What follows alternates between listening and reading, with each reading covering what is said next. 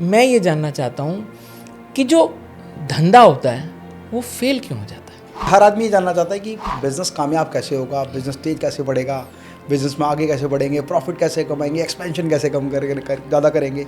तो क्या आदमी को टीम बिल्डिंग पे काम करना चाहिए या ऑटोमेशन पे काम करना चाहिए या इन दोनों पे काम करना चाहिए? देखिए, सॉफ्टवेयर, कंप्यूटर, ऑटोमेशन हर चीज़ कर सकता है, पर करने के लिए चाहिए कमांड और कमांड देने के लिए चाहिए लोग। और लोग जब आपके पास आएंगे तब आपकी टीम बिल्ट होगी। आप एक व्यक्ति की काबिलियत और योग्यता के हिसाब से अगर सही पे करेंगे तो वो आपके साथ काम करेगा। How important is branding? The power of brand है ना, वो किसी भी प्रोडक्ट की एक्चुअल कॉस्ट से कई गुना ज़्यादा आपको प्रॉफिट दे सकती है। और जब मारुति कंज्यूमर को देती है सर्विस सेंटर से रिपेयर करके, तो वो 10,000 रुपये चार्ज करते हैं। आज देखिए, जो स्टार्टअप्स हैं अपने ब्रांड को प्रमोट करने के लिए सोशल मीडिया का इस्तेमाल कर रहे हैं। फेसबुक है, लिंक्डइन है, इंस्टाग्राम है, यूट्यूब है। तो सेल्स में नंबर्स बहुत इंपॉर्टेंट है। नंबर बहुत इंपॉर्टेंट। कोई बिजनेस शुरू कर रहे हैं तो हम पेपर पे तो कुछ और लिखते हैं और जब हम मार्केट में कूदते हैं तो हकीकत कुछ और होती है। बिल्कुल, जैसे लॉकडाउन में वो लोग पहले फेलियर हुए जिनके पास वर्किंग कैपिटल कम थी। करेक्ट। अच्छा बिजनेस, प्रॉफिटेबल बिजनेस होने के बाद भी वो फेल हो गए। क्यों?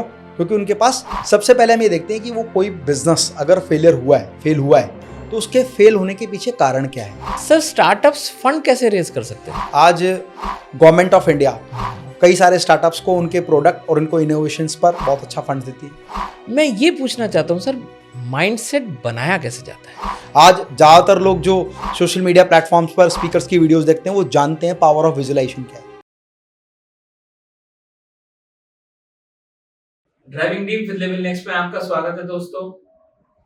कहते हैं कि कहीं जाना हो तो आपको उस मंजिल का रास्ता उसी से पूछना चाहिए जो उस मंजिल तक पहुंचा है। मैं हरिद्वार से बिलोंग करता हूँ, मेरे को दिल्ली जाना है।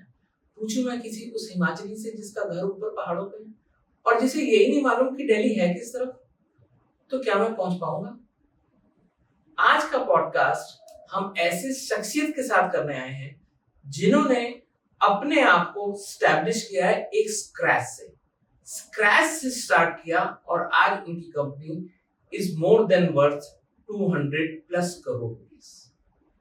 तो इससे अच्छा बिजनेस कोच तो नहीं मिल सकता जिन्होंने अपने बिजनेस को इस आयाम तक पहुंचाया है। अगर आप ढूंढ रहे हैं कोई ऐसा बिजनेस कोच, अगर आप ढूंढ रहे हैं कोई ग्रोथ माइंडसेट वाला पॉडकास्ट, अगर आप ये जानना चाहते हैं कि आप अपना व्यापार, अपना धंधा कैसे बढ़ा सकते हैं, अगर आप ये जानना चाह रहे हैं कि स्टार्टअप कैसे शुरू होते हैं, स्टार्टअप में फंड रेजिंग कैसे होती है, तो आज का पॉडकास्ट आपके लिए है। Amit ji, driving deep with level next में आपका बहुत बहुत स्वागत है। Thank you sir. Amit ji, मैं सबसे पहले ये जानना चाहूंगा कि आप जहां आते हैं आप उस बिजनेस को अलग अचीवमेंट्स पे लेके जाते हैं, इसमें तो कोई डाउट ही नहीं ना, सबको मालूम है। मैं ये जानना चाहता हूं कि जो धंधा होता है वो फेल क्यों हो जाता है? धंधा फेल क्यों हो जाता है? देखिए, बड़ा प्यारा क्वेश्चन आपने पूछा है, क्योंकि हर आदमी ये जानना चाहता है कि बिजनेस कामयाब कैसे होगा, बिजनेस तेज कैसे बढ़ेगा, बिजनेस में आगे कैसे बढ़ेंगे, प्रॉफिट कैसे कमाएंगे, एक्सपेंशन कैसे कम ज़्यादा करेंगे। पहली बार किसी ने पूछा धंधा फेल क्यों होता है। सर, किसी भी बिजनेस के फेल होने के पीछे ना सबसे पहला जो कारण है वो उस बिजनेस ओनर का माइंडसेट है। अब इस बात को मैं थोड़ा एक्सप्लेन करता हूँ। एक जैसे 3 बिजनेस अलग अलग लोगों ने शुरू किए, एक व्यक्ति उसको अपार सफलता तक ले गया। अगले 3 साल 5 साल में जाके उसने बहुत बड़ी इंडस्ट्री खड़ी कर दी, बहुत सारे यूनिट्स बना दिए, number of franchisee, number of dealer, number of unit बहुत सारी कर ली। जबकि वही same business, same product, same services के साथ दूसरे बिजनेस ओनर ने पूरे जीवन उसको एक जैसा चलाया। 4-5 साल बाद भी वो वैसा ही है जैसा पहले था, ना तो वो बढ़ा और ना वो घटा। जबकि तीसरा व्यक्ति उसी बिजनेस में फेल हो गया। तो इसका मतलब वो बिजनेस खराब नहीं है, वो प्रोडक्ट या वो सर्विस खराब नहीं है। खराब क्या है? माइंडसेट। बेहतर क्या है? माइंडसेट। और सामान्य क्या है? माइंडसेट। तो तीनों कैटेगरी किस बात पर डिपेंड करती है? माइंडसेट पर। तो आपका माइंडसेट किस तरह का है कि आप व्यापार को चलाने के लिए चला रहे हैं, आप व्यापार को बढ़ाने के लिए चला रहे हैं, आप व्यापार को पैसा खींचने की मशीन समझते हैं। तो जैसा एक बिजनेस ओनर का माइंडसेट होगा, बिजनेस वैसा ही परफॉर्म करेगा। साथ साथ हमें यह भी देखना है कि जो बिजनेस है, कहीं ऐसा तो नहीं कि हम ऐसे एक बिजनेस में है कि वो प्रोडक्ट या वो सर्विस मार्केट में आने वाले कुछ समय में ऑब्सोलेट हो जाएगी, खत्म हो जाएगी। राइट। जैसे अगर कोई व्यक्ति सोचता है मैं आरओ की इंडस्ट्री आज शुरू करता हूं, तो वो शायद इतना प्रॉफिटेबल नहीं रहेगा जितना और किसी बिजनेस में रह पाएगा। कारण क्योंकि आरओ का बिजनेस ऐसा नहीं है कि बहुत तेज प्रोग्रेस से बढ़ता जाएगा बशर्ते आप उस ऑब्स्टेकल को तोड़ते हुए आगे बढ़े। लेकिन आपको ये देखना है कि जिस इंडस्ट्री में मैं जा रहा हूं कहीं वो ऐसा तो नहीं कि डाउनफॉल में जाने वाली है, या अपने सैचुरेशन पर पहुंच चुकी है, या अभी वो ग्रोइंग है। कहते ना उम्र 3 तरह की है, मतलब मार्केट में नीड भी है या नहीं है? मार्केट में नीड भी है नहीं। जैसे उम्र 3 तरह की हो गई कि एक बढ़ती उम्र का है, पैदा हुआ जब से लेकर 25, 26 साल, 27 साल, 30 साल तक वो बढ़ती उम्र का बच्चा है। फिर उसके बाद में एक स्टेट उम्र आ जाएगी 30 से लेकर 50 तक लगभग एक जैसा रहेगा, और अगर फिर उसके बाद 50 से डाउनफॉल शुरू हो जाएगा। सेम बिजनेस की बात होती है। तो आपको इंडस्ट्री को विजुलाइज करना जरूरी है कि जिस इंडस्ट्री में हूं वो कहां जाएगी। इसके लिए चाहिए माइंडसेट, और माइंडसेट डेवलप होता है सर लर्निंग से। सेल्स की लर्निंग, मार्केटिंग की लर्निंग, एक्सपेंशन की लर्निंग, बिजनेस की नई अपॉर्चुनिटीज की लर्निंग, इन्वेस्टर्स कैसे लाएं इसकी लर्निंग, बिजनेस में फंड्स कैसे लाएं उसकी लर्निंग, एक्सपोर्ट कैसे करें उसकी लर्निंग, बिजनेस में बेहतर नेटवर्क कैसे बनाएं उसकी लर्निंग। और लर्निंग आती है सर माइंडसेट से। अगर आपका दिमाग तैयार है सीखने के लिए तो आप अपार सफलता हासिल करेंगे। तो बिजनेस फेलियर माइंडसेट की वजह से होते हैं, या दूसरा कॉम्पिटिटिव इंडस्ट्री में सही तरीके के सिस्टम को फॉलो ना करने की वजह से होते हैं। कहते हैं ना कि अगर आप सफलता का प्लान नहीं बना रहे हैं तो जाने अनजाने में आप फेल होने का प्लान बना रहे हैं। तो माइंडसेट बहुत जरूरी है सर बिजनेस में आगे बढ़ने के लिए। नहीं, तो जो सिस्टम आपने बोला, जी सिस्टम में 2 चीजें होती हैं सर। जी कई लोग बोलते हैं टीम बिल्डिंग जी और कई लोग बोलते हैं ऑटोमेशन। जी कि आजकल कंप्यूटर्स का जमाना है, कंप्यूटर का जमाना भी बड़ा पुराना शब्द हो गया, अब तो एआई का जमाना यही का है। जमाना है। तो क्या आदमी को टीम बिल्डिंग पे काम करना चाहिए या ऑटोमेशन पे काम करना चाहिए या इन दोनों पे काम करना चाहिए? देखिए क्या होता है कि ऑटोमेशन, देखो मैं बहुत बार सुनता हूँ auto pilot, automation, AI industry या इस तरह का इंप्लीमेंटेशन की बिजनेस ऑटोमेटिक चलेगा। लेकिन ऑटोमेशन को चलाने के लिए भी कोई व्यक्ति होता है। राइट। सपोज आपको ऑटोमेशन के 10 डिफरेंट सॉफ्टवेयर, 10 डिफरेंट वर्टिकल चलाने हैं, तो आपके पास 10 डिफरेंट वर्टिकल के लोग भी होने चाहिए। दुनिया के सफल लोग नेटवर्क बनाते हैं और बाकी सभी लोग आजीवन बिजनेस को सर्वाइव करने के लिए या चलाने के लिए निरंतर प्रयास करते रहते हैं। तो ऑटोमेशन के साथ साथ आपको टीम बिल्डिंग पर भी काम करना चाहिए, क्योंकि बिल्ड की हुई टीम ही आपके ऑटोमेशन को चलाएगी। कहते हैं एक प्लेन है, उसका हमने एक रिप्लिका बनाया है जो रीड करने के लिए कैमरा सेंसर के साथ लगा हुआ है और स्टडी करके आता है कि किस किस देश में कहाँ क्या हो रहा है, जिसको हम ऑटोमेशन पर चलाते हैं। पर उसको कमांड देने के लिए भी तो कोई व्यक्ति है जो कमांड देगा कि आपको करना क्या है। सॉफ्टवेयर, कंप्यूटर, ऑटोमेशन हर चीज कर सकता है, पर करने के लिए चाहिए कमांड, और कमांड देने के लिए चाहिए लोग। और लोग जब आपके पास आएंगे तब आपकी टीम बिल्ड होगी। टीम बिल्डिंग भी इंपॉर्टेंट है, ऑटोमेशन भी इंपॉर्टेंट है, लाइफ में आगे बढ़ना भी इंपॉर्टेंट है। और सही तरीके से चीजों को समझते हुए आगे बढ़ने का जो प्रयास करेगा वो टीम बिल्डिंग के साथ ऑटोमेशन करेगा और लाइफ में आगे बढ़ेगा। सर, एक अच्छी टीम कैसे बनती है? अच्छी टीम कैसे बनती है, ये बहुत बढ़िया क्वेश्चन आपने पूछा है। कई लोग ये सोचते हैं कि भाई जो टीम है ना, मैं उसको बनाता हूँ, उनको सिखाता हूँ, उनको समझाता हूँ, उनको ट्रेन करता हूँ, उनको की एम्प्लॉय बनाता हूँ और इंडस्ट्री के सारे लूपहोल सिखाता हूँ, और फिर वो भागकर कहीं और चला जाता है। yes.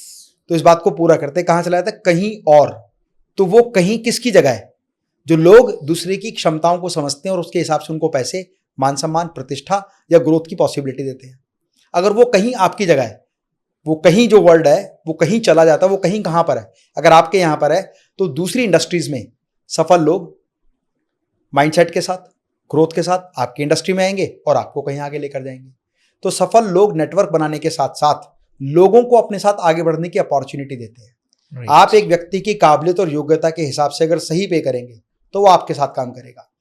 उसको मान सम्मान, प्रतिष्ठा उसकी बढ़ाएंगे तो आपके साथ काम करेगा, और उसको फ्यूचर ग्रोथ पॉसिबिलिटी मिलेगी तो भी आप ही के साथ काम करेगा। प्रॉब्लम ये होती है कि हम लोगों को दबा के चलते हैं या उनको आगे ना बढ़ने की संभावनाओं तक दबा के एक तरह से शोषण करते हैं उनका। जब आप लोगों का शोषण नहीं करेंगे तो आपके साथ काम करेंगे, उनकी योग्यता और काबिलियत के बराबर पैसे देंगे। कहते हैं ना, ज़्यादा देंगे, ज़्यादा कोई नहीं देता, लेकिन कम भी कोई नहीं लेता। तो अगर आप ज़्यादा देना नहीं चाहते, वो कम लेना नहीं चाहता, तो उतना दे जितनी उसकी योग्यता है। पर सर, पे स्केल तो साल में एक ही बार हाइक होगा ना? ऐसा नहीं है सर, ये कोई गवर्नमेंट डिपार्टमेंट नहीं है जहां हर साल जो पे स्केल आएगा उसके हिसाब से बढ़ेगा।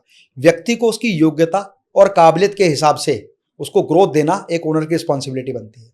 मेरी ही कंपनी में कई लोग ऐसे जिनको हर साल 5% या 10% अलग अलग लेवल बना हुआ है, उनको वो ग्रोथ मिलती है। लेकिन कुछ लोग ऐसी काबिलियत के आते हैं, वो आ जाए हैं, अगले 3 महीने बाद वो इतना परफॉर्म करेंगे जितना पिछले किसी व्यक्ति ने 1 साल में किया है, लेकिन 3 महीने बाद उनको ग्रोथ चाहिए।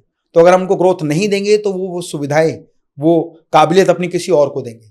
तो ऐसा कोई फार्मूला नहीं रह गया अब कि यहाँ पर पे स्केल हर साल बढ़ेगा। व्यक्ति की योग्यता, काबिलियत के अनुसार उसको पैसा मिलना चाहिए, यदि आप देंगे तो आपके साथ है, नहीं तो उसके साथ होगा जो देगा। डे बाय डे भी चेंज हो जाता है। एक एम्प्लॉय को हमने हायर किया, उसने इंटरव्यू ब्रेक करने के लिए कहा कि sir whatever you want to give me I am agree for that.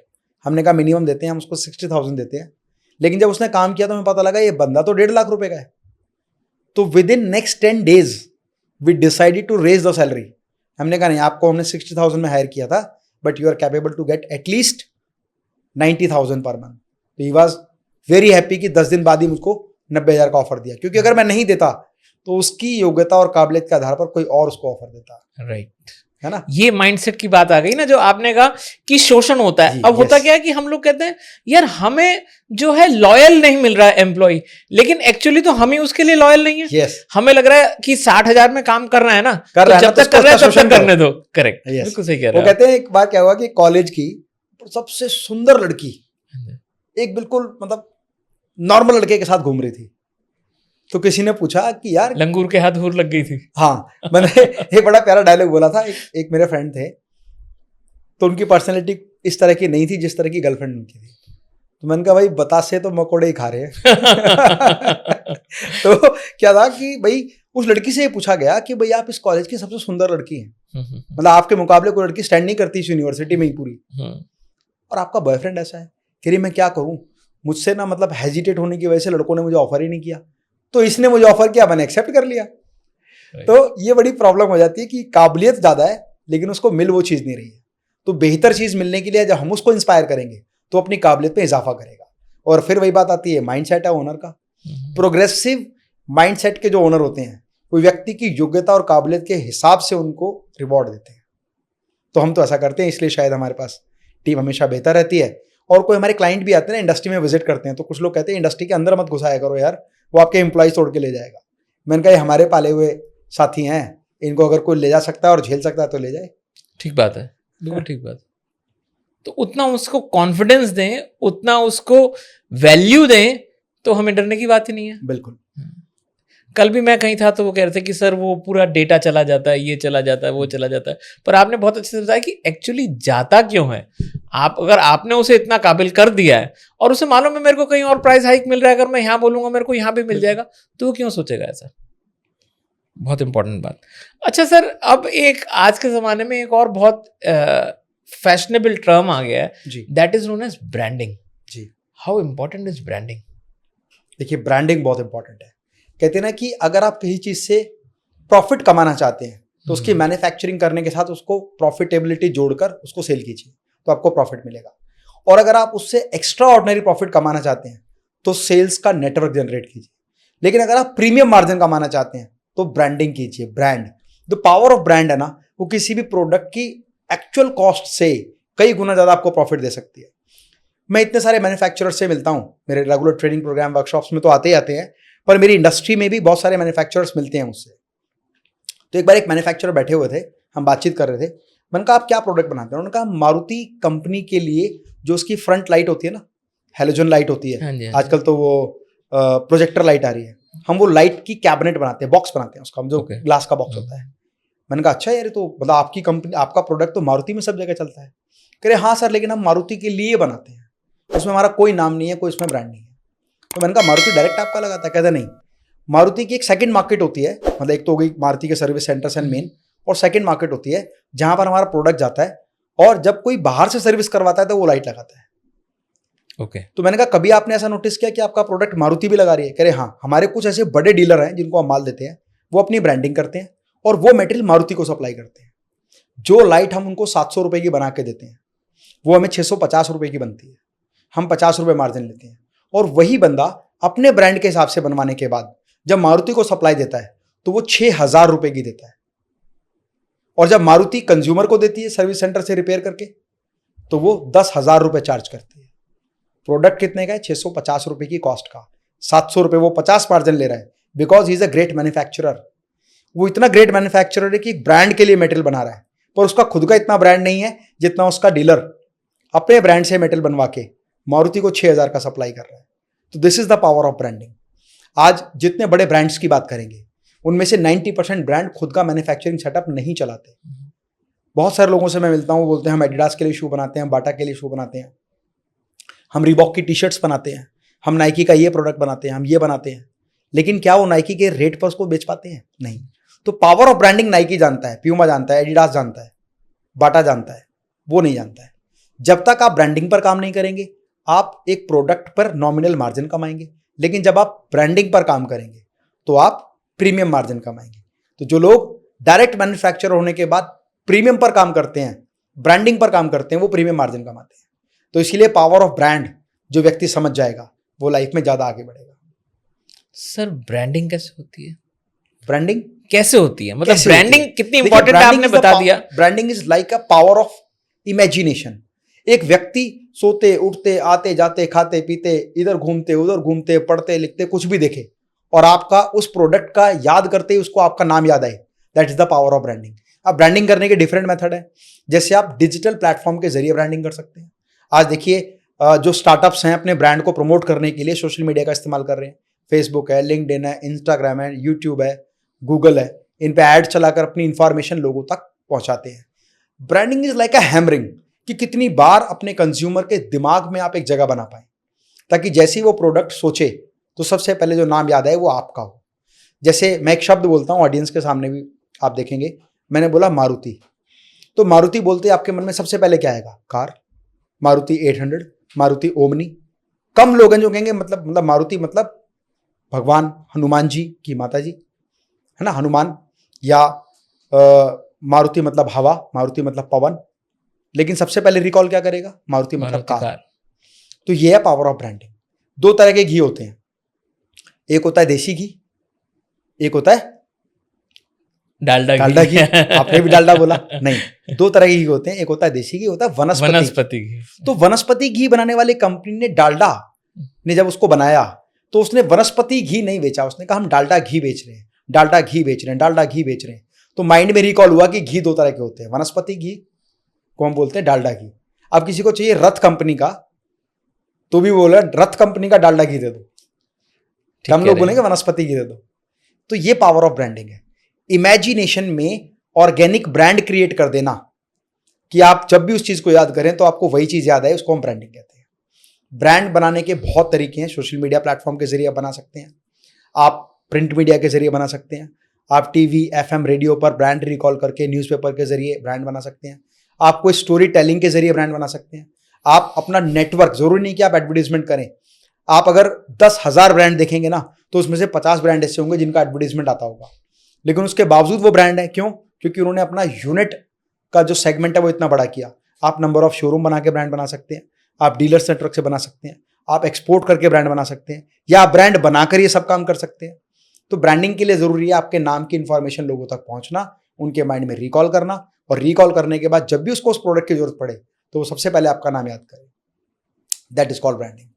और ये वो तरीके इनसे ब्रांडिंग हम कर सकते हैं। Sir cost is to MRP, यानी कि अगर आप मैन्युफैक्चरर हैं या आप ट्रेडर हैं, आप कुछ ले रहे हैं और उसके बाद आप एंड कस्टमर को दे रहे हैं, तो इसका क्या कोई फिक्स रेशियो भी होता है? What margins should a person keep to sustain the business and go long? Great. देखिए सबसे पहला होगा एक प्रोडक्ट का सेलिंग प्राइस।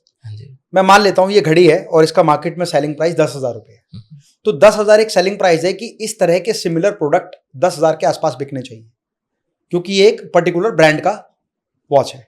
अगर इसी तरह की वॉच टाइमेक्स बनाएगा तो कुछ और प्राइस होगा, और दूसरे ब्रांड बनाएंगे तो कुछ और प्राइस होगा। ये तो बात हो गई सेलिंग प्राइस की। अभी जो प्राइस का डिफरेंस है सेम प्रोडक्ट में, वो है ब्रांड का खेल, जिसके बारे में भी हम डिस्कस कर चुके हैं। बात करते हैं कितना मार्जिन लें, वो इस बात पर डिपेंड करता है कि आपकी ऑपरेशनल कॉस्ट कितनी है। दो तरह की कॉस्ट है, एक तो इस घड़ी को बनाने की मैन्युफैक्चरिंग कॉस्ट, कि इसमें कितना रॉ मटेरियल और कितना सामान इसमें इस्तेमाल हुआ है। फिर आई थी उसके बाद में उसकी मार्केटिंग, उसकी सेल्स, उसकी प्रमोशन, उसकी ब्रांडिंग की कॉस्ट, मतलब आपका एडमिनिस्ट्रेटिव एक्सपेंसेस। वो सारा करने के बाद जो बचता है वो प्रॉफिट होता है। जनरली हर प्रोडक्ट में 10% से लेकर 15-20% तक का मार्जिन होता है। लेकिन अगर आपकी ब्रांड की पावर बहुत अच्छी है, आपने ब्रांडिंग पर बहुत अच्छा पैसा खर्च किया है, मार्केटिंग बहुत बेहतर की है, कंज्यूमर अवेयरनेस में आपका प्रोडक्ट सबसे पहले याद किया जाता है, तो उस समय पर आप रेशियो ऑफ प्रॉफिट ज्यादा ले सकते हैं। सामान्यतः माल बनाने वाले लोग 8 से 10% का मार्जिन लेते हैं, ब्रांड बनाने वाले लोग अनलिमिटेड मार्जिन लेते हैं, 10%, 20%, 50%, 100%, 1000%, 10,000%। आपको आश्चर्य लग रहा होगा, कुछ लोग कहेंगे कि 10,000% कैसे हो सकता है। तो कई ऐसे प्रोडक्ट्स हैं जहां पर प्रॉफिट मार्जिन कई गुना ज्यादा होता है। जो हार्ट में, जब किसी को हार्ट फेलियर होता है ना, हार्ट की कोई प्रॉब्लम होती है, तो एक स्टंट डलता है। तो जो स्टंट है वो उसकी क्या कॉस्ट होती है और वो कितने में डाला जाता है और कौन व्यक्ति डाल रहा है और कौन डॉक्टर है जो उसको उसका काम करेगा, वो डिपेंड करेगा कि वो कितने पैसे चार्ज करेगा। राइट। यही बात ब्रांड पर होती है, यही बात कॉस्ट ऑफ प्रोडक्शन पे होती है। तो आपके बिजनेस में प्राइस कम से कम इतना तो होना चाहिए कि रॉ मटेरियल पूरा हो जाए, प्लस उस प्रोडक्ट को मार्केट में बेचने पर आने वाले जो खर्चे हैं, मार्केटिंग के, सेल्स के, एडमिनिस्ट्रेशन के, वो सारे पूरे हो जाएं और आपकी कंपनी में हमेशा सरप्लस प्रॉफिट बचता रहे। बट सरप्लस प्रॉफिट भी इस बात पर डिपेंड करता है कि आपकी ऑपरेटिंग कॉस्ट क्या है। अगर ज़्यादा ऑपरेटिंग कॉस्ट होगी तो प्रॉफिट मार्जिन कम होगा। प्रोडक्शन प्लस खर्चे प्लस सब कुछ मिला के आपका घटाने के बाद एमआरपी से नीचे आना चाहिए और प्रॉफिट होना चाहिए। सर एक बेसिक क्वेश्चन पूछ रहा हूँ क्योंकि मेरे को लगता है ये बहुत इंपॉर्टेंट है और लोग यहाँ गलतियां करते हैं। ऑपरेशनल कॉस्ट कैसे निकाली जाती है? ऑपरेशनल कॉस्ट में कई तरह की कॉस्ट शामिल होती है। सबसे पहले होगा कॉस्ट ऑफ रॉ मटेरियल। मैं कहता हूँ मान लीजिए इसमें सारा metal, glass, pen, battery system सब लगा के ऑपरेशनल कॉस्ट इसकी आती है 3,000 रुपये। तो इसका मतलब 10,000 में घड़ी अगर ये मार्केट में बिक रही है तो इसका मतलब ये नहीं है कि 7,000 का प्रॉफिट है। ये तो हो गई कॉस्ट ऑफ रॉ मटेरियल। फिर आ गई कॉस्ट ऑफ प्रोडक्शन कि रॉ मटेरियल तो हमने खरीद लिया, उसको बनाने में भी मेरी लेबर लग रही है, मशीन लग रही है, इक्विपमेंट लग रहा है, सेटअप लग रहा है, उसकी कॉस्ट आ गई सपोज 1,000 और। नहीं सर, कॉस्ट ऑफ मैन्युफैक्चरिंग तो हो गई। पहले आपने सामान लिया, सामान लेके बाजार से लेके आए, उसके बाद आपने इसे असेंबल किया, असेंबल करने के बाद कोई एक लड़का है जिसने जाके मार्केट में बेचा जी। अब ये मैन्युफैक्चरिंग कॉस्ट तो हमारी निकल आई, लेकिन ऑपरेशनल कॉस्ट में बहुत सारी चीजें आ जाती हैं। इंडस्ट्री की रनिंग आ गई और आपके बिजली का बिल आ गया, आपका अपना पर्सनल एक्सपेंसेस नहीं, आपका ऑफिस तक आना जाना, बहुत सारा स्टाफ है, तो वो मतलब जो इतने सारे खर्चे हैं उसे आप प्रोडक्ट पे कैसे लेके आएंगे कि what is the operational cost of my product? बिल्कुल सिंपल है, आपका एक महीने का ऑपरेटिंग कॉस्ट जितना है, okay, operating cost, ma'am raw material और प्रोडक्शन कॉस्ट की बात नहीं कर रहा। हाँ जी, हाँ जी। जैसे हम बैलेंस शीट बनाते हैं trading account and profit and loss account होता है। हाँ जी। ट्रेडिंग अकाउंट का मतलब है कि आपके पास क्या स्टॉक था, क्या खरीदा, कितने का बेचा, अब जो बचा वो है आपका ग्रॉस प्रॉफिट। अब ग्रॉस प्रॉफिट पे से वो सारे खर्चे लेस होंगे जो आप बता रहे हैं, और वो सारे खर्चे किस पर आएंगे? पूरा उस टोटल सेल पर, मतलब मंथली सेल्स, टोटल एक महीने में कितना सेल्स का वॉल्यूम आपने जनरेट किया और पूरे एक महीने में कितनी आपके पास कॉस्ट आ रही है, वो घटाने के बाद जो बचता है वो होता है नेट प्रॉफिट। अब मान लीजिए आपके एक प्रोडक्ट को बनाने की 1 लाख रुपए ऑपरेटिंग कॉस्ट है और आप 1 लाख प्रोडक्ट बना रहे हैं तो हर प्रोडक्ट पे 1 रुपए कॉस्ट आ रही है। आप 10,000 प्रोडक्ट बना रहे हैं तो उसकी ऑपरेटिंग कॉस्ट 10 रुपए पर प्रोडक्ट आ रही है। तो जितना प्रोडक्शन आप कर रहे हैं वो पूरा का पूरा बर्डन आ जाता है उतनी सेल्स पर। तो अगर आपको ऑपरेटिंग कॉस्ट को कम करना है, कम करने का मतलब ये नहीं कि 90,000 से घटा के 80,000 करना है, 90 रखना है, पर प्रोडक्ट कम करना है तो नंबर ऑफ प्रोडक्ट बनाने पड़ेंगे और नंबर ऑफ प्रोडक्ट कब बढ़ेंगे? जब आपका सेल्स बढ़ेगा। तो सेल्स को बढ़ाने पर जब फोकस करेंगे तो ऑपरेशनल कॉस्ट अपने आप कम होती जाएगी proportionately on the burden of one product. Right. इसीलिए ज्यादा से ज्यादा सेल्स को फोकस करना होता है। और जब ब्रांडिंग होती है ना सर, तो ब्रांड अपने आप में बहुत बड़ा सेल्स वॉल्यूम लेकर आता है। तो ऑपरेशनल कॉस्ट कम करने के लिए सेल्स का वॉल्यूम बढ़ाओ तो प्रोपोर्शनेट खर्चा पर प्रोडक्ट कम होता जाएगा। जैसे आपने एक स्टूडेंट को पढ़ाया और एक रूम आपने किराए पर लिया, उसकी कॉस्ट है 10,000, स्टूडेंट ने फीस दी 10,000, तो पर स्टूडेंट कॉस्ट ही आपकी ऑपरेशनल कॉस्ट 10,000 आ गई। राइट। अब वहां 2 बच्चे पढ़ रहे हैं, अब पर स्टूडेंट ऑपरेशनल कॉस्ट 5,000 आ गई। अब वहां 100 बच्चे पढ़ रहे हैं तो पर स्टूडेंट ऑपरेशनल कॉस्ट बदल जाएगी। तो जितनी सेल्स हुई है, जितना प्रोडक्शन हुआ है, उसी पर रखी जाती है टोटल कॉस्ट ऑफ प्रोडक्शन। तो सेल्स में नंबर्स बहुत इंपॉर्टेंट है। नंबर बहुत इंपॉर्टेंट है। कई प्रोडक्ट में रेशियो ऑफ प्रॉफिट बहुत छोटा होता है, 1%, 1.5% का मार्जिन होता है, लेकिन सेल्स का वॉल्यूम इतना बड़ा होता है कि प्रॉफिटेबल रहते हैं। लोग लाखों का प्रोडक्ट बेचने के बाद भी प्रॉफिट नहीं कमाते। एल्पेनलीबे जैसी कंपनी 1 रुपए की टॉफी में भी 10 पैसे मार्जिन लेने के बाद करोड़ों रुपए बनाती है, क्योंकि वो कई करोड़ टॉफियां पर डे बनाती है। सेल्स का वॉल्यूम बढ़ना चाहिए। सर जो स्टार्टअप आपने वर्ड यूज किया, आजकल स्टार्टअप का बहुत ट्रेंड भी है। स्टार्टअप्स में 3 सबसे इंपॉर्टेंट चीजें क्या है?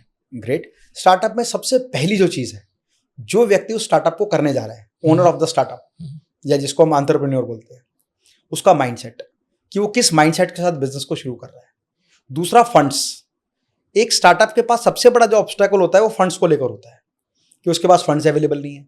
तो अपने बिजनेस प्लान को सही तरीके से डिजाइन करके इन्वेस्टर को पिच करना। अभी इन्वेस्टर शुरुआत में कहाँ से मिलते हैं? आपके फ्रेंड्स, आपके रिलेटिव्स, आपके नोन, आपके फैमिली के लोग, और जब आप फ्रेंड्स पर जाएंगे तो second level of friends of the friend. तो उन लोगों से जब आप अपने बिजनेस के बारे में डिस्कस करते हैं तो बिलीव मी कि हर 100 में से 3 लोग ऐसे होते हैं जो आपके बिजनेस में इन्वेस्ट करने के लिए तैयार हो जाते हैं। तो फंड्स की प्रॉब्लम सॉल्व होती है। If you will meet more people related to your business, you will get more invested in your company. आप पैसा आ जाने के बाद ना, स्टार्टअप कई बार सोचता है कि यार मेरे पास तो बहुत सारा पैसा आ गया तो मुझे सबसे पहले बढ़िया ऑफिस बनाना चाहिए। नहीं, आपको ये देखना है कि जो फंड आया है वो किस पर्पस के लिए आया है। बिजनेस बिल्ड करने के लिए, ऑफिस बिल्ड करने के लिए नहीं। तो आपको बिजनेस को बिल्ड करना है, आपको सेल्स पर काम करना है, आपको मार्केटिंग पर करना है, आपको ब्रांडिंग पर करना है, प्रोडक्ट डेवलपमेंट पर करना है, उसके सेल्स के नेटवर्क को बनाना है। तो स्टार्टअप के लिए सबसे 3 महत्वपूर्ण बातें क्या है? उसका माइंडसेट, प्लस वो प्रोडक्ट जिस पर वो काम कर रहा है इन्वेस्टर्स के फंड के साथ में, प्लस एक चीज और स्टडी करनी है कि कहीं ऐसा तो नहीं उसने ऐसे बिजनेस का स्टार्टअप कर लिया जो मार्केट में ऑब्सोलेट होने वाला है। तो उसका माइंडसेट हो गया कि मुझे बिजनेस का रिसर्च भी करना है, मेरे प्रोडक्ट या सर्विस में क्या कमी है उसको सुधारना है, नया अपग्रेडेशन करना है, और नेक्स्ट लेवल जाने के लिए सेल्स किस तरह से जनरेट करूं उस पर फोकस करना है।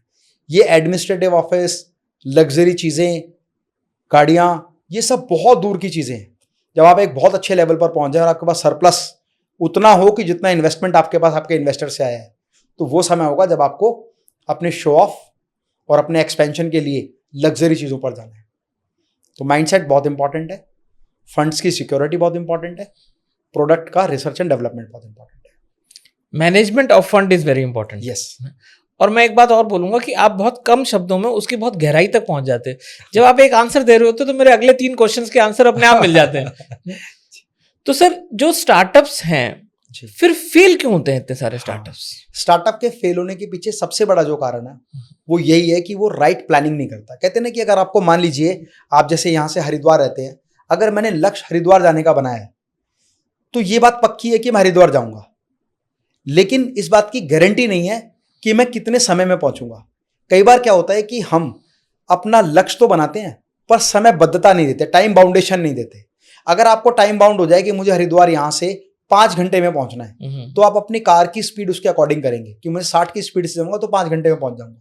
और अगर आपको 4 घंटे में पहुंचना है तो आपको पता है आपको कार की स्पीड को 60 की जगह 70 का करना पड़ेगा।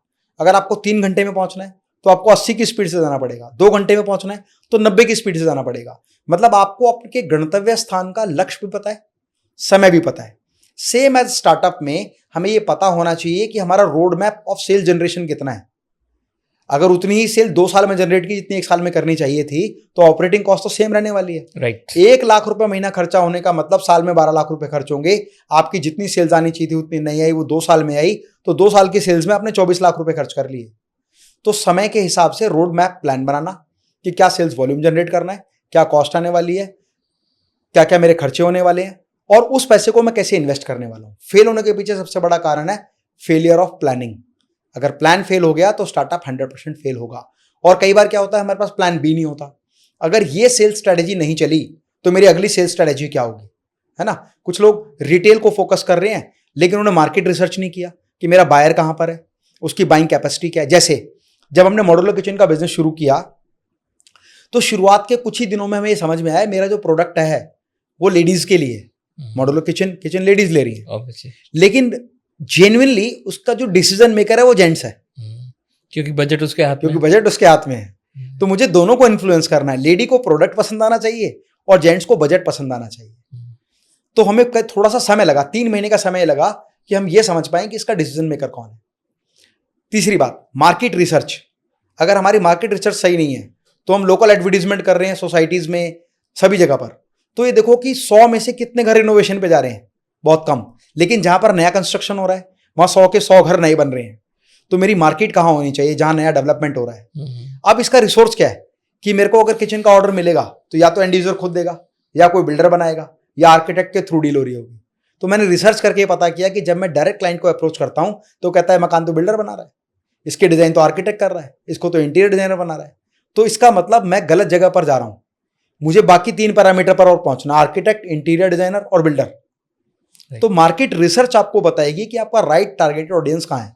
और जब आप मार्केट रिसर्च बहुत फास्ट करेंगे तो आप फर्स्ट मूवर बनेंगे, लास्ट मूवर बनेंगे तो लॉस हो जाएगा। तो मार्केट को रिसर्च करना, अपने बायर को कहां ढूंढना है, उसका राइट प्लेस क्या होगा, उसका डिसीजन मेकर कौन होगा, एंड कैसे उसको एग्जीक्यूट करेंगे, इस पर काम करना बहुत जरूरी है। सर, आपने बहुत अच्छे टर्म्स यूज किए। अब जैसे मार्केट रिसर्च, फिर आपने कहा कि 3 महीने आपको लगे ये जानने में कि यार डिसीजन मेकर तो कोई और है। हाँ, डिसीजन मेकर कोई और है। साथ में आपने ये कहा प्लान बी, यस, है ना। तो होता क्या है, जो मेरा पर्सनल एक्सपीरियंस है, जो हम देखते हैं कि हम जब कोई बिजनेस शुरू कर रहे हैं तो हम पेपर पे तो कुछ और लिखते हैं जी, और जब हम मार्केट में कूदते हैं तो हकीकत कुछ और होती है। बिल्कुल। तो जो हमें स्विच ओवर करना होता है, वो स्विच ओवर में कितना टाइम लेना चाहिए? Plan Great. ए के बाद प्लान बी नहीं है तो जी, बनाना चाहिए। बिल्कुल। तो कितना टाइम है जो हमें लगना चाहिए कि यार it is time to switch now? या जी। कुछ चीजें होती हैं जिन्हें एक्सेलरेट होने में टाइम लगता है, तो वो टाइम फ्रेम कितना होना चाहिए? हाँ, देखिए टाइम फ्रेम ना हर एक व्यक्ति का अलग है। कहते हैं ना कि रिस्क एपेटाइट जो है ना, हाँ जी। वो हर व्यक्ति का अलग है। आपके पास कितनी वर्किंग कैपिटल है? अगर आपकी हर महीने सेल्स आने के बाद, प्रोडक्शन करने के बाद वर्किंग कैपिटल इंक्रीज हो रही है, मतलब हर बार सेल ज्यादा आती है और खर्चा कम होता है, तो आपकी कैपिटल इंक्रीज हो रही है, तो समझ लीजिए आपका एपेटाइट बढ़ता जा रहा है। जैसे लॉकडाउन में वो लोग पहले फेलियर हुए जिनके पास वर्किंग कैपिटल कम थी। करेक्ट। अच्छा बिजनेस, प्रॉफिटेबल बिजनेस होने के बाद भी वो फेल हो गए। क्यों? क्योंकि उनके पास सस्टेनेबिलिटी नहीं थी। अब कितनी जल्दी हमें डिसीजन लेना है वो इस बात पे डिपेंड करता है आपकी लिक्विडिटी कितनी है। तो हमें देखना है हमारा मंथली ऑपरेटिंग कॉस्ट क्या है, और इस मंथली ऑपरेटिंग कॉस्ट में अगर काम नहीं चलता तो अगले कितने महीने तक मैं सर्वाइव कर सकता हूं। मान लीजिए मेरा ऑपरेटिंग कॉस्ट 1 लाख रुपए है और मेरे पास वर्किंग कैपिटल सिर्फ 6 लाख रुपए है, तो अगले 6 महीने तक का सर्वाइवल मेरे पास है। तो मुझे डिसीजन जो लेने हैं वो 6 महीने से पहले ऐसे लेने हैं कि अगले 6 महीने मेरा प्लान बी भी काम आ जाए। ऐसा ना हो 6 लाख खर्च हो जाए, अब प्लान बी भी चाहिए, बिजनेस भी नहीं चल रहा और फंड्स भी चाहिए। तो हर एक का एपेटाइट अलग है, उसको ये देखना है कि मैं कितने जल्दी उस काम को स्विच ओवर करूं ताकि उसी वर्किंग कैपिटल में मेरा काम हो जाए, और ये हर व्यक्ति का अलग होता है। तो प्लान बी का मतलब ये नहीं होता कभी भी कि मैं उस प्रोडक्ट को ही छोड़ दूं। उस प्रोडक्ट को बेचने के और कौन से तरीके हैं, इसको स्टडी करने का सबसे बेस्ट तरीका क्या है कि आपकी कॉम्पिटिटिव इंडस्ट्री में आपका कॉम्पिटिटर किस किस मेथड को इंप्लीमेंट कर रहा है। और हर कंपनी का सेल्स का एक फ्लैगशिप होता है। कोई कंपनी तो फ्रेंचाइजी डीलर मॉडल बनाकर फ्लैगशिप चलाती है, कोई कंपनी रिटेल करके फ्लैगशिप करती है, कोई ई कॉमर्स प्लेटफॉर्म के जरिए फ्लैगशिप कर रही है। तो किस किस का कौन कौन सा फ्लैगशिप है, उन सभी फ्लैगशिप से उन्होंने सफलता हासिल की है, तो उनमें से कौन कौन सा मेथड है जिसको मैं जल्दी से अडेप्ट कर सकता हूं, उस फार्मूले को अडेप्ट करो। एपेटाइट को खत्म होने से पहले आप नेक्स्ट लेवल जाओ। सर, जो ग्रोथ आती है जी, ग्रोथ में आप किसको ज्यादा वैल्यू देते हैं, सक्सेस को या फेलियर को? देखिए किसी भी व्यक्ति की ग्रोथ में सबसे बड़ा जो लर्निंग लेसन मिलता है ना, वो फेलियर पर होता है। ठीक है, सक्सेस आपको बहुत चीजें सिखाती है, पर सक्सेस कहीं ना कहीं आपको ये भी बताती है कि ये वो तरीके इनसे कामयाब होते हैं। असफलता आपको ये बताती है कि वो कौन से तरीके जिनको कभी नहीं अपनाना है। और दुनिया के सफल लोगों ने ना असफलता के सैकड़ों सिद्धांत पहले ही बता दिए, जैसे सफलता के सिद्धांत बताए हैं। तो इंपॉर्टेंट बात यह है कि कौन सी कंपनी किस कारण से फेल हुई उसको भी स्टडी किया जाए, और ये आइडेंटिफाई किया जाए कि कहीं ऐसा तो नहीं कि मेरी कंपनी में भी ये कारण चल रहा हो। तो असफलताएं आपके जीवन में नेक्स्ट चीजों को सिखाने में हमेशा बहुत बड़ा योगदान करती हैं, और वो असफलताओं के कारण जब पहले से आप स्टडी कर लेते हैं तो आपको पता रहता है कि कौन सी चीजें मुझे नहीं करनी है। तो असफलताओं से भी सीखें, सफलताओं से भी सीखें, और R&D करते हुए अपनी कॉम्पिटिटिव इंडस्ट्री में नए फार्मूले को अडॉप्ट करते हुए भी आगे बढ़े। एज अ कोच, आप अगर कोई आपके पास फेलियर आया है जी, तो आप फेलियर किस चीज को देखते हैं? फेलियर प्रोडक्ट को देखते हैं, फेलियर इंसिडेंट को देखते हैं, या फेलियर पर्सन को देखते हैं? सबसे पहले हम ये देखते हैं कि वो कोई बिजनेस अगर फेल हुआ है तो उसके फेल होने के पीछे कारण क्या है। क्योंकि अगर सेम इंडस्ट्री में उसी तरह के प्रोडक्ट की सारी कंपनीज फेल होती जा रही हैं तो इसका मतलब वो इंडस्ट्री ऑब्सोलेट हो गई है, उसमें उस व्यक्ति की कोई गलती नहीं है ना। मान लीजिए आप फ्लॉपी डिस्क बनाते थे, अब धीरे धीरे आपकी फ्लॉपी डिस्क का काम खत्म हो गया, धीरे धीरे उस फ्लॉपी डिस्क बनाने वाली सारी कंपनी डाउन आ गई, तो ये ऑब्वियस है कि आपकी कंपनी भी डाउन आएगी। तो पहला कारण तो ये हो गया कि कहीं ऐसा तो नहीं वो प्रोडक्टिव मार्केट से ऑब्सोलेट हो गया। दूसरा, अगर उसी तरह की इंडस्ट्री में बाकी लोग कामयाब हो गए। सर, आप खाली इसी को देखते हैं कि भाई फ्लॉपी थी और फ्लॉपी खत्म हो गई तो वो इंडस्ट्री खत्म हो गई, या ऐसे भी देखते हैं कि इस आदमी को पहले सावधान होकर कुछ और पिवट कर लेना चाहिए? Yes, भाई मैं आपको बता रहा था अभी कि पहला तो हमने देखा प्रोडक्ट रिलेटेड कि उसकी मार्केट ऑब्सोलेट तो नहीं हो गई। हाँ जी। दूसरा, हमें यह भी देखना है कि कहीं ऐसा होता नहीं कि इस व्यक्ति ने बिजनेस की जो स्ट्रेटेजी लगाई वो फेल हो गई। जैसे उसने स्ट्रेटेजी लगाई थी कि फ्लॉपी मान लो आप कहता हूं चल रही है, बहुत अच्छी चल रही है, उसका बिजनेस फेल हो गया, इसका मतलब फ्लॉपी में प्रॉब्लम नहीं है। उसका बिजनेस फेल हो गया, इसका मतलब उसने जो सेल्स का मेथड अपनाया था, ऐसा तो नहीं कि उसने सोचा कि हम डोर टू डोर सप्लाई करेंगे और हर एक व्यक्ति को डायरेक्ट फ्लॉपी बेचेंगे, जबकि बाकी कंपनी डीलर नेटवर्क बनाकर सफल हो गई। तो उसके बिजनेस की स्ट्रेटेजी क्या थी? स्ट्रेटेजी के साथ साथ उस व्यक्ति का माइंडसेट क्या था कि उसको सेल्स पर फोकस करना था, मार्केटिंग पर, प्रोडक्शन पर, या कहीं ऐसा तो नहीं कि उसने कुछ ऐसी चीजों पर फोकस कर लिया जो नहीं करनी चाहिए। स्टार्टअप से सबसे बड़ी गलती क्या होती है, जैसे ही उसके बिजनेस में फंड आता है ना, तो सबसे पहले वो एक गाड़ी खरीदता है, सबसे पहले बढ़िया ऑफिस बनाता है, सबसे पहले शो ऑफ करना शुरू करता है।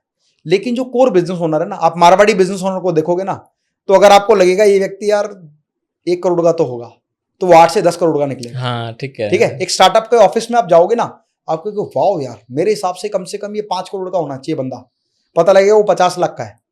क्यों? क्योंकि वो शो ऑफ पर पैसा खर्च कर रहा है। तो ये आइडेंटिफाई करना, उस व्यक्ति के बारे में देखना कि कहीं ऐसा तो नहीं वो शो ऑफ पर पैसा खर्च कर रहा है, या फंड्स का मैनेजमेंट वो ठीक से कर पा रहा है या नहीं, या रिसोर्सेज का मैनेजमेंट कर पा रहा है नहीं। उसको सेल्स टीम तो है पर वो मिसगाइडेड है, वो गलत ट्रैक पर सेल्स पर काम कर रही है। तो ओवरऑल उस व्यक्ति के व्यक्तित्व के साथ साथ व्यापार का प्रोडक्ट, उसका मेथड, उसका सिस्टम, उसका माइंडसेट, उसकी फाइनेंशियल पावर, उसकी रिस्क टेकिंग एबिलिटी और फाइनेंशियल एपेटाइट, सारी चीजों को चेक करके हम कंक्लूजन निकालते हैं कि ये वो कारण है जिसकी वजह से वो व्यक्ति फेल हुआ है। फिर उसको बताते हैं कि भाई क्या क्या तरीके हैं। जैसे फ्लॉपी बनाता था, तो अब नया प्रोडक्ट क्या बनाना है आपको पेन ड्राइव बनानी है, ठीक है ना। मान लो पेन ड्राइव बहुत सक्सेसफुल चल रही है, उसकी सेल्स नहीं हुई, तो उसको डीलर नेटवर्क बनाना है, या डीलर नेटवर्क नहीं तो उसको एक्सपोर्ट करना है, या उसको ई कॉमर्स करना है। तो अलग अलग तरीके से स्टडी करके एक कंक्लूजन निकलता है कि जैसे मैंने कहा ना, समाज एक बैलेंस शीट बनाई है। एक व्यक्ति कितना भी मैनिपुलेशन कर ले, कितनी भी हवाबाजी कर ले, कितनी भी नकली बातें कर ले, जो समाज है ना, वो शालीनता के साथ आपकी 3 साल की बैलेंस शीट बनाता है और वो बता देता है व्यक्ति ने ये कहा था लेकिन आज ये इस स्तर पर है। हो सकता है आपने शब्दों में जो बात कही हो उससे कई गुना ज्यादा बेहतर हो, या जो आपने कहा था उससे आप नीचे हो। पर सर, समाज की बैलेंस शीट तो वही हवाबाजी पे ही है। नहीं सर, ऐसा नहीं। कौन कौन सी गाड़ियां लेके आ रहे हैं, नहीं, बिल्कुल भी ऐसा नहीं है। कौन सी अंगूठियां पहनी है। Short term, that is in terms of the short term. आप शॉर्ट टर्म में समाज में किसी व्यक्ति को प्रभावित कर सकते हैं, लेकिन लॉन्ग टर्म में पता लगेगा कि इस व्यक्ति ने कितनी एसेट्स बनाई हैं। 2 तरह की एसेट है सर, एक डेप्रिशिएटिंग एसेट और एप्रिशिएटिंग एसेट। समाज ये आइडेंटिफाई कर लेता है, अब ये जो गाड़ी लेके घूम रहा है ना, और ये चीजें जो कर रहा है, जिस तरह के इवेंट कर रहा है, जिस तरह के प्रोग्राम कर रहा है, ये डेप्रिशिएटिंग एसेट्स हैं। क्या आपने वर्चुअल चीजों को छोड़ते हुए क्या आपने एक्चुअल एसेट्स बनाई है? आप देखो, मुझे कहना नहीं चाहिए, आपके चैनल के माध्यम से कह रहा हूं, भारत जैसे देश में जब मोटिवेशनल स्पीकर्स और बिजनेस कोचेस की बात करते हैं, तो 98% बिजनेस कोचेस प्रैक्टिकली बिजनेस कर ही नहीं रहे। या तो वो लोग हैं जो बिजनेस को कभी, जिन्होंने जिंदगी में बिजनेस नहीं किया, या बिजनेस किया था फेल हो गए, सोचा बिजनेस कोचिंग कर लेते हैं, या इधर से केस स्टडी उठाई, उधर से केस स्टडी उठाई, गूगल से लिया, रिसर्च से लिया, दूसरी कंपनी की केस स्टडीज। तो जो बिजनेस ओनर है ना, जब उनसे बिजनेस कोचिंग करता है तो वो समझ जाता है कि इसको प्रैक्टिकल नॉलेज कुछ भी नहीं है। कहते हैं ना, समाज हर 3 साल में आपकी बैलेंस शीट बनाता है, और जितने नंबर ऑफ ईयर्स ज्यादा हो जाते हैं, पक्की बैलेंस शीट बनाना शुरू कर देता है। आपने क्या बनाया, कितनी एसेट्स आपके पास है, कितना इंफ्रास्ट्रक्चर आपने डेवलप किया, क्या कोर वैल्यूज आपकी हैं, और रियल में जो आपने बोला था उस पर आप कहां स्टैंड करते हैं, ये दिख जाता है सर।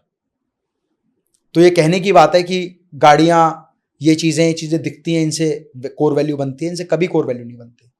समृद्ध लोग जानते हैं कि एक्चुअल व्यक्ति किस लेवल पे है, उनकी शराफत है कि सामने से बोलते नहीं है। तो हमारी इंडस्ट्री में जो स्पीकर्स है ना सर, वो थोड़ा सा स्पेकुलेशन करते हैं, थोड़ा सा शोमैनशिप करते हैं, अब उस शोमैनशिप से या तो कुछ लोग उभर जाते हैं, या कुछ समय बाद उनकी असली बैलेंस शीट समाज में आ जाती है। जैसे आपने वर्ड बोला समृद्ध लोगों को वो भी नजर आ रहा है। जी जी जी, हाँ, बिल्कुल, कि बिल्कुल। कौन शैलो है और कौन गहरे पानी की Yes, मछली है। sir, yes. हाँ जी। सर, आपने स्टार्टअप्स में फंड की बहुत वैल्यू दी। जी। सर, स्टार्टअप्स फंड कैसे रेज कर सकते हैं? देखिए, स्टार्टअप फंड रेज करना ना आज के समय पे सबसे आसान है। ओके। आज गवर्नमेंट ऑफ इंडिया कई सारे स्टार्टअप्स को उनके प्रोडक्ट और उनको इनोवेशंस पर बहुत अच्छा फंड देती है। बैंक्स आपको फंडिंग करते हैं, प्राइवेट इंस्टीट्यूशन आपको फंडिंग कर सकते हैं, आपके फ्रेंड्स, रिलेटिव, नोन पर्सन, इन लोगों के साथ आप बिजनेस प्रपोजल आप शेयर करते हैं, तो आपको वहां से फंडिंग मिल सकती है। इसके अलावा business organization startup funding events करती हैं, जहां पर एक पिच डेक के लिए लोगों को इनवाइट करते हैं कि ठीक है, एक प्लेटफॉर्म है, आप आएँ, अपने प्रोजेक्ट को एक्सप्लेन करें, उसकी वीडियोज हम रिकॉर्ड करेंगे, उसकी इन्फॉर्मेशन इन्वेस्टर्स तक पहुंचाएंगे, और इन्वेस्टर्स भी उसमें एज अ जज बैठे होते हैं। तो जिस व्यक्ति को जिसका कॉन्फिडेंस, जिसका प्रोडक्ट, जिसकी सर्विस, जिसकी फ्यूचर ग्रोथ पॉसिबिलिटी अच्छी लगती है, वो इन्वेस्ट कर देता है। तो स्टार्टअप फंडिंग्स लेने के लिए वर्टिकल मेथड्स पर जा सकता है, banks, non banking financing corporations, friends, relatives, known, second level of friends and friends of the friends, फिर इसके अलावा प्राइवेट इंस्टीट्यूशंस हो गए, इसके अलावा इन्वेस्टर्स मीट हो गई। गवर्नमेंट ऑफ इंडिया ने chamber of commerce, chamber of industry, chamber of import export बनाए हुए हैं, वहाँ की मेंबरशिप्स लें, लोगों से नेटवर्क बनाएं, क्योंकि दुनिया के सफल लोग नेटवर्क बनाते हैं और बाकी सभी लोग आजीवन काम की तलाश में भटकते हैं। जो व्यक्ति जितना बड़ा सफल है उसका उतना बड़ा नेटवर्क है, तो नेटवर्क पर काम करें। Network is your net worth. Network is your net worth.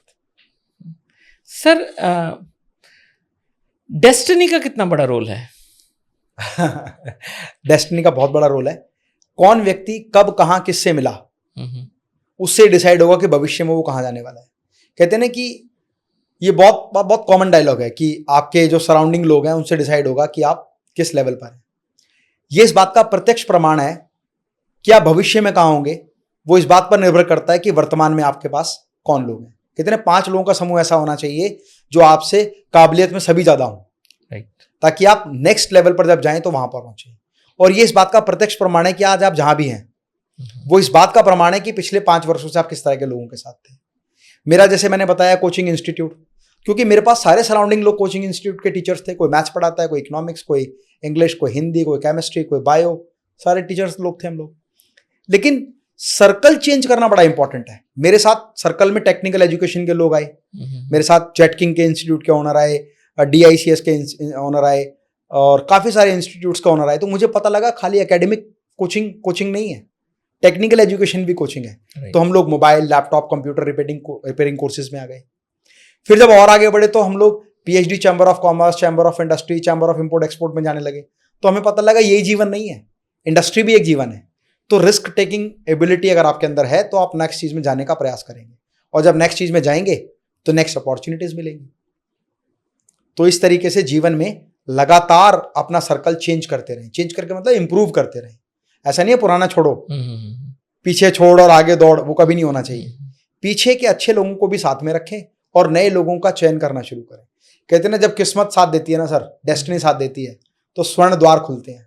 और जब स्वर्ण द्वार खुलते हैं तो दोनों तरफ से खुलते हैं, आने वाले के लिए भी और जाने वाले के लिए भी। राइट। अगर आप इंतजार करते रहेंगे कि सामने वाला व्यक्ति मेरे पास आएगा, तो वो अधूरे स्वर्ण द्वार हो गए। आपके लिए द्वार खुला है तो उस व्यक्ति के लिए भी खुला है, आपको भी आगे जाकर आगे बढ़ना चाहिए। तो ईश्वर की असीम कृपा होती है सर जब स्वर्ण द्वार खुलते हैं, उसी को डेस्टिनी कहते हैं। कौन कहाँ कब किस राह पर मिलेगा।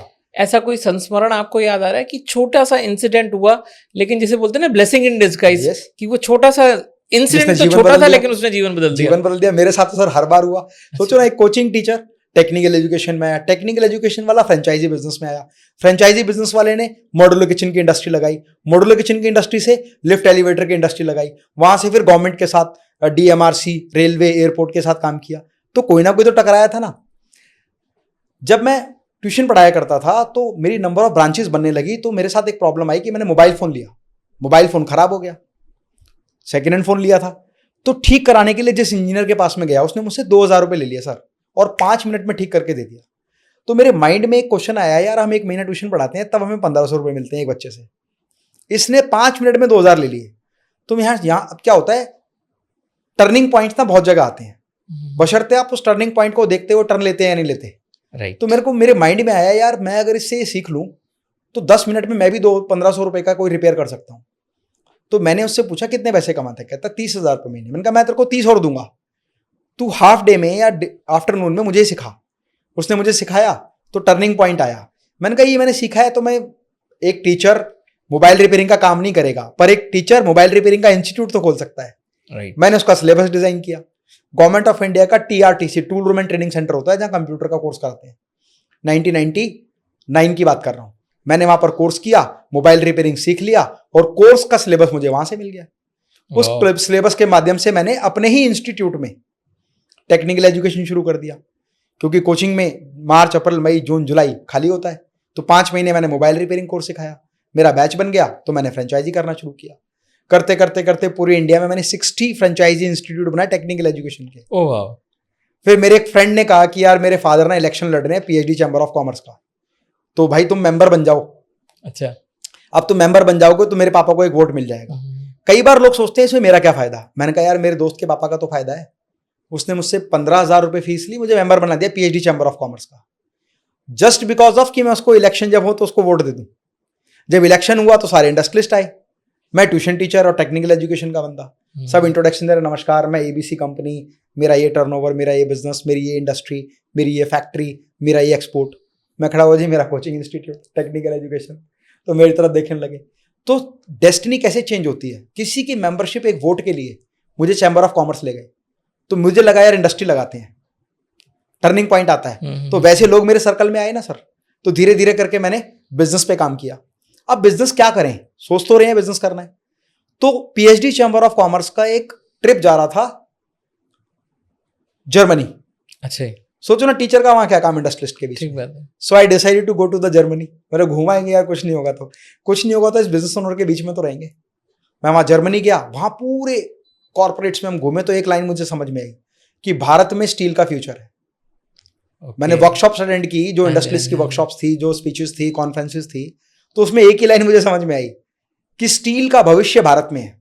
अब जब मैं भारत में आया तो मुझे लगा स्टील का काम करते हैं, अब क्या करें, तो अब आपको स्टील ही स्टील दिखाई दे रहा है, स्टील दिखाई दे रहा है। तो मैंने कहा स्टील का मॉड्यूलर किचन करते हैं, तो उस पर काम करना शुरू किया। फिर हमने मॉड्यूलर किचन इंडस्ट्री लगाई। कौन से ईयर की बात है? 2012 की बात है। ओके। सो 27 सितंबर 2012 को मैंने मॉड्यूलर किचन इंडस्ट्री का सेटअप लगाया।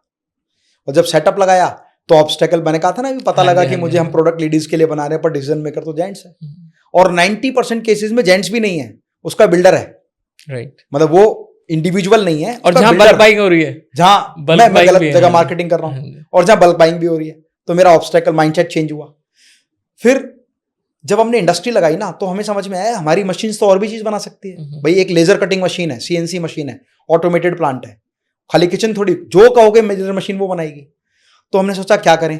सर्कल में कुछ लोग आए, वो गवर्नमेंट का काम करते थे। मैंने कहा हमारे लायक कोई काम हो तो बताओ। कह रहे क्या मशीन है? हमने कहा हमारे पास ये मशीन है। उसने कहा ये कैबिनेट बना सकते हैं? हमने कहा बना सकते। भाई कैबिनेट है, चाहे मॉड्यूलर किचन की बनाए, चाहे मेडिकल इंडस्ट्री की बनाए, चाहे आप एयरपोर्ट की बनाए। तो हमने उनके लिए काम किया। धीरे धीरे धीरे DMRC, फिर उसके बाद रेलवेज, फिर उसके बाद मेट्रोज, फिर उसके बाद प्रोजेक्ट्स, इसका काम हम करने लगे। तो धीरे धीरे हमारे प्लांट पर जॉब वर्क लिफ्ट का आने लगा। हमने कहा लिफ्ट जब किसी और को बना के दे सकते हैं उसके ब्रांड के लिए, तो अपनी नहीं बना सकते। So we decide to form company in USA। Okay. उसके पीछे रीजन था, इंडिया में रह के इंडिया का प्रोडक्ट इंडियन प्रोडक्ट कहलाता है, तो कंज्यूमर इंपोर्टेड प्रोडक्ट का प्राइस नहीं देता है। So we decide to form company in Texas USA। अब सर्कल कैसे मिला? अब आपको USA जाना है, पर आपका कोई लोग नहीं है, तो सोचो कौन हो सकते हैं। धीरे धीरे बातचीत करते करते किसी ने कहा मेरे से एक रिलेटिव है, वो USA में, वो हेल्प कर देगा आपकी। तो वहां कंपनी फॉर्म की, उससे लाइसेंस यहाँ किया, यहाँ पर प्रोडक्शन तो कर ही दिया था हमने जॉब वर्क में। प्रोडक्शन किया, मार्केटिंग की, सेल्स की, ब्रांडिंग की, डीलरशिप नेटवर्क बनाया और लिफ्ट का बिजनेस शुरू कर दिया। तो आपकी डेस्टिनी जो आप पूछ रहे थे, वो कहाँ आपको ले जाएगी, वो इस बात पर निर्भर करता है कितना ओपन माइंडेड होके आप अपॉर्चुनिटीज को ढूंढते हैं, अपॉर्चुनिटीज को समझते हैं। समझेंगे तो सब कुछ मिलेगा सर। आज भी मेरे दोस्त, वो ट्यूशन टीचर, आज भी मेरे ही जोन में, मेरे ही इलाके में ट्यूशन चला रहे हैं। आज जो उस समय होम ट्यूशन पढ़ाता रहा, वो होम ट्यूशन ही पढ़ा रहा है। ओ बाप रे। कुछ ऐसे हैं जो इंस्टीट्यूट चला रहे थे, चला रहे हैं। कुछ ऐसे थे जो इंस्टीट्यूट का लेवल बढ़ा के मल्टीपल सेंटर्स कर लिए। कुछ ऐसे थे जो ऑनलाइन एजुकेशन में चले गए, और कुछ ऐसे थे वो सब कुछ छोड़कर जॉब कर रहे हैं। तो इंडस्ट्री तो वही है ना सारी चीज sir. Right. Mindset, people handling skill, आपका सर्कल, आप क्या सोचेंगे, कैसे सोचेंगे, कौन कहाँ मिलेगा, ये ईश्वर ने निर्धारित किया है, पर ईश्वर ने कहा है वहां जाओ तभी तो मिलेगा। Correct, very true. भाई हम यहाँ पॉडकास्ट स्टूडियो में आए हैं, आपसे मुलाकात हुई है, तभी तो हम इस विषय पर बैठकर बात कर रहे हैं। अगर मैं यहीं तक नहीं आऊंगा तो मुझे आप जैसे सर कहाँ मिलेंगे। बिल्कुल सही बात है सर। अब हम वहीं पर आ गए जहां से शुरू हुए थे, और इतने सारे क्वेश्चंस के आंसर लेके जी शुरू हुए थे माइंडसेट से जी। अब जब डेस्टिनी के बारे में आपने इतनी अच्छी जर्नी बताई, मैंने देखा कि आपका माइंडसेट कितना प्रोग्रेसिव माइंडसेट है, जो हर अपॉर्चुनिटी को आप कैश करते रहे और साथ में आगे बढ़ते रहे। अब समय का भी अभाव है, we are coming to the end of this podcast. मैं ये पूछना चाहता हूं सर, माइंडसेट बनाया कैसे जाता है? Great sir. माइंडसेट बनाना ना बेसिकली प्रैक्टिस पर डिपेंड करता है कि आप कितना स्ट्रॉन्ग कन्विक्शन के साथ किसी चीज को विजुलाइज कर सकते हैं। आज ज्यादातर लोग जो सोशल मीडिया प्लेटफॉर्म्स पर स्पीकर्स की वीडियोस देखते हैं, वो जानते हैं पावर ऑफ विजुलाइजेशन क्या है। किसी भी चीज को इमेजिनेशन में लेकर आना, आप केवल इमेजिनेशन में वही चीज लेकर आ सकते हैं जो आपने देखी है, तो आपको चीजों को देखना जरूरी है। तो विजुलाइजेशन में चीजों को लाने के बाद उस पर काम करना बड़ा इंपॉर्टेंट है। तो माइंडसेट में सबसे इंपॉर्टेंट बात यह है कि आप किस तरह के लोगों के साथ हैं, कैसे विजुलाइज करते हैं, और विजुलाइज करने के बाद कितना फास्ट डिसीजन लेते हैं। मैं अगर कोई बिजनेस करता हूं तो मैं किसी भी बिजनेस में 5 विशेषताएं देखता हूं सर। अगर मुझे किसी बिजनेस में वो 5 विशेषताएं दिखाई देती हैं तो मैं कोशिश करता हूं मुझे उस इंडस्ट्री में जाना चाहिए। नंबर 1, प्रोडक्ट का टिकट प्राइस बड़ा होना चाहिए। सबके अपने अपने थॉट प्रोसेस हैं। ऐसा नहीं है, कुछ लोग जो 50 पैसे की टॉफी बना रहे हैं वो कहते हैं टिकट प्राइस बड़ा नहीं है पर वॉल्यूम बहुत बड़ा है। लेकिन मेरा ये मानना है, मैं जो देखता हूं कि किसी भी बिजनेस में प्रोडक्ट का प्राइस बहुत बड़ा होना चाहिए, प्राइस टैग, टिकट प्राइस। दूसरा, उस प्रोडक्ट का यूजर HNI होना चाहिए, हाई नेटवर्क इनकम वाला होना चाहिए। जैसे उदाहरण बताता हूं, मान लीजिए एक ई रिक्शा है, वो 2.5 लाख रुपए का है, और एक बाइक है जो फैंसी बाइक है वो 1 लाख रुपए की है। दोनों में टिकट प्राइस बड़ा किसका है? ई रिक्शा का। पर ई रिक्शा का क्लाइंट कौन है? रिक्शा चलाने वाला। लेकिन बाइक जो 1.5 लाख रुपए की है, 1 लाख रुपए की, उसका यूजर कौन है? एक स्टाइलिश बंदा जो लग्जरी के लिए बाइक ले रहा है। तो दोनों बातें अलग हो गई ना सर। एक जगह टिकट प्राइस बड़ा है पर यूजर छोटा है, एक जगह टिकट प्राइस छोटा है पर यूजर बड़ा है। मैं ये देखता हूं कि प्रोडक्ट ऐसा होना चाहिए जो बड़े टिकट प्राइस का हो, उसका जो क्लाइंट है वो HNI, हाई नेटवर्क इनकम हो, बड़ी इनकम ग्रुप वाला। तीसरा, उस इंडस्ट्री में ग्रोथ की पॉसिबिलिटी बहुत ज्यादा हो, नई इंडस्ट्री हो, जो नई नई आई हो, जो आपको ज्यादा प्रॉफिट दे सके। ग्रोथ की इंडस्ट्री बहुत अच्छी हो। उस बिजनेस को अगर आप स्केल अप कर सकते हैं तो स्केलेबल पॉसिबिलिटी होनी चाहिए। नेक्स्ट, उस बिजनेस में आप अगर लीडर बनना चाहते हैं तो आपको कंपटीशन किससे करना है, किससे फाइट करना है, आपके कॉम्पिटिटर कौन होने वाले हैं। जब आप इन 5 चीजों को देखते हैं ना तो आप ये डिसाइड कर लेते हैं कि भाई ये प्रोडक्ट या सर्विस मुझे करनी है। ट्यूशन पढ़ाते रहे तब भी उतनी फीस कमाते थे, लेकिन जब हम मोबाइल रिपेयरिंग कोर्स में आए तो टिकट प्राइस बढ़ गया। राइट। स्टैंडर्ड ऑफ यूजर नहीं बढ़ा। वहां एजुकेशन का बच्चा था और वहां पर अनएजुकेटेड बच्चा था, लेकिन टिकट प्राइस बढ़ गया। उसमें मेरी जरूरत थी कि मुझे बड़ा टिकट प्राइस पर जाना है। जब फ्रेंचाइजी बिजनेस में आए तो टिकट प्राइस और बढ़ गया, लेवल भी बढ़ गया। उसके बाद में जब हम लाइफस्टाइल मॉड्यूलर किचन में आए तो देखो टिकट प्राइस भी बढ़ गया। 4-5 लाख से मॉड्यूलर किचन शुरू होती है और 60-70 लाख तक की हम लोग किचन बनाते हैं। और स्टैंडर्ड ऑफ बायर भी बढ़ गया। जरूरत के लिए किचन नहीं बना रहा, वो लग्जरी के लिए बना रहा है। तो HNI बनाएगा, हाई टिकट प्राइस और हाई प्राइस। वुड का हमने नहीं बनाया, हमने स्टील बनाया क्योंकि अपकमिंग प्रोडक्ट था। वुड का तो हजारों मैन्युफैक्चरर हैं, स्टील में हम लोग आए। और फ्यूचर ग्रोथ पॉसिबिलिटी, स्केलेबिलिटी, हमने देखा इसके हम फ्रेंचाइजी शोरूम बना सकते हैं। और बड़े ब्रांड्स कौन से हैं उस इंडस्ट्री में? उस समय 3-4 ब्रांड थे खाली। और हमने कहा अगर ये 3-4 ब्रांड है, इनको बीट करना आसान है। हम इंडिया की 2nd largest stainless steel modular kitchen manufacturing company बन गए। और फर्स्ट कंपनी वो है जिसका स्टील हम इस्तेमाल करते हैं, जिंदल। अच्छा, जिंदल का ही स्टील हम यूज करते हैं, जिंदल के ही कंपटीशन में किचन बनाते हैं, और जिंदल से 2nd लार्जेस्ट मैन्युफैक्चरिंग कंपनी है। आप मेरे प्लांट पर, कई बार लगेगा ना स्पीकर है कुछ भी बोल रहा है, मैं आपको इनवाइट करता हूं सर प्लांट पर आए, मैन्युफैक्चरिंग देखें, सेटअप देखें, ऑटोमेटेड मशीन्स देखें। दे विल से यार कमाल है, स्पीकर होके यहाँ पर इतना कुछ सीखने को मिला। आई एम श्योर वहां भी बहुत कुछ सीखने को मिलेगा। तो सर ये 5 विशेषताएं मुझे लगता है किसी बिजनेस में अगर है तो उसको बिना कुछ सोचे कर लेना चाहिए। दूसरी प्रॉब्लम आएगी फंड्स की।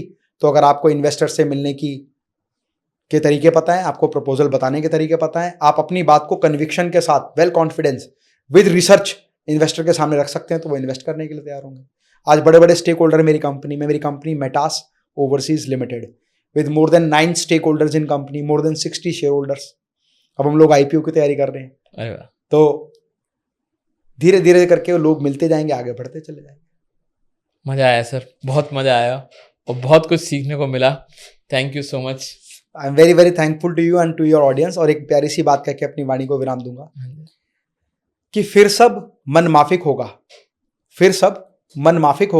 ना घबरा भूचालों से, एक राह निकल कर आएगी, मत चिंतित हो सवालों से। क्या बात है। आज अंधेरा घना सही और आगे कुछ भी दिखे नहीं, कल रोशन होगा उजालों से, ना घबरा भूचालों से। और मेहनत कश इंसान अगर तू सपना एक सजाएगा, थोड़ी ताकत और लगा बस, सब तुझको मिल जाएगा। और बढ़ा कदम और आगे चल बस, अरमा पूरा हो जाएगा। और मंजिल उनकी राह देखती जो आगे कदम बढ़ाएगा। क्या बात। फिर सब मन माफिक होगा, ना घबरा भूचालों से, एक राह निकल कर आएगी, मत चिंतित हो सवालों से। Thank you, thanks to all of you. आपका बहुत बहुत शुक्रिया sir. I am very very thankful to you. और आप सभी स्वस्थ रहें, मस्त रहें। जय हिंद, जय भारत। मैं समझता हूं कि आज का पॉडकास्ट एक आई ओपनिंग सेशन था और आपने बहुत कुछ सीखा होगा। अगर आप संघर्ष कर रहे हैं अपने वेंचर को लेके तो उसे सफल कैसे किया जा सकता है, और अगर आप सफल हैं तो नए आयामों तक कैसे पहुंचा जा सकता है, ये अमित सर ने हमें बहुत अच्छे से समझाया। और अगर आपको इस पॉडकास्ट से वैल्यू मिली है तो हमें सब्सक्राइब करना ना भूलें और इस पॉडकास्ट को उन लोगों तक शेयर जरूर करें जो आपको लगता है उन्हें इसकी ज़रूरत है। Thank you so much. Keep watching, keep supporting.